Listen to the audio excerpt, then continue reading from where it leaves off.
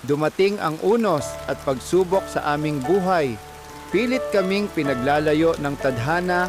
Ang tanong sa damdamin, tama ba ang nararamdaman? Panahon na ba ito?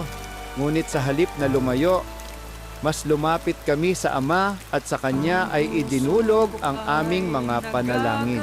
Ang langit ay lumuluha kasabay ng kanilang damdamin. Sa gitna ng ulan, nagtagpo ang kanilang mga mata. Puno ng pag-aalinlangan, ngunit may ningning ng pag-asa. Sa wakas, binigkas ang katotohanan. Tinatangi kita, hindi lang bilang kaibigan, kundi bilang katuwang sa pananampalataya.